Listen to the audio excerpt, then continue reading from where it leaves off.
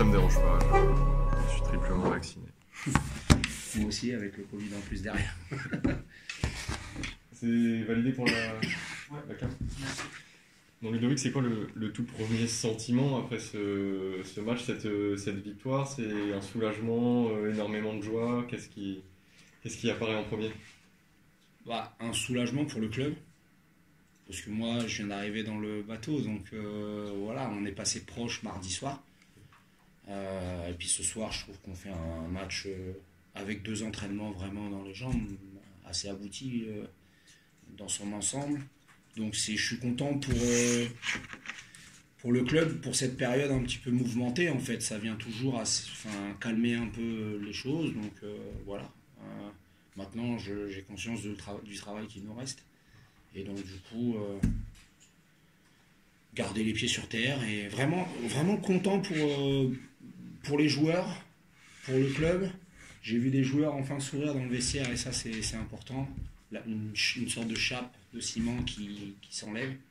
J'ai vu des gens au club contents aussi. Donc voilà, moi, ils ont pris une décision assez dure en me faisant venir et c'est le minimum que je puisse faire pour essayer de leur rendre le sourire.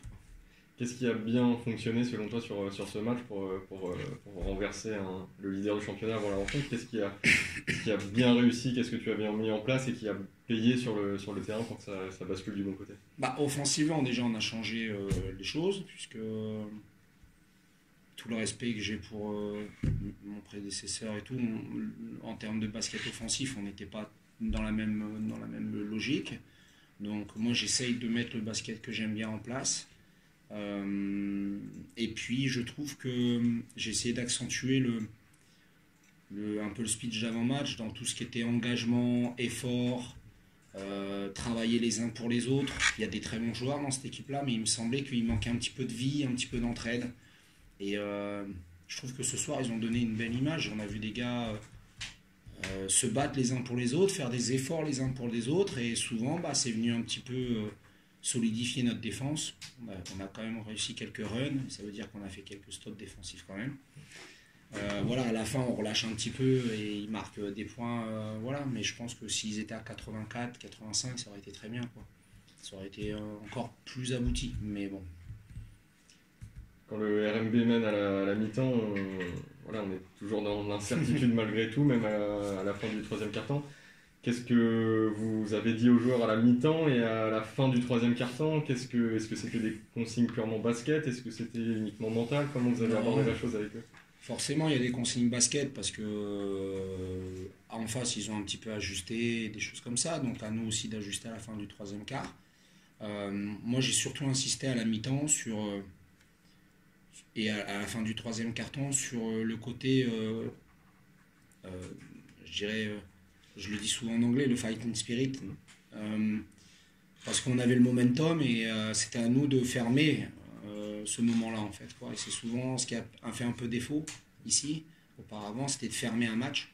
Là, ce soir, on a réussi à le fermer et je trouve qu'on l'a bien maîtrisé dans le dernier quart-temps, de garder le momentum et de montrer que ces joueurs-là et cette équipe-là pouvaient avoir du fighting spirit dans les moments importants du match. Je vois même quand ils sont revenus un petit peu à un moment donné, j'ai pas senti une équipe qui avait peur.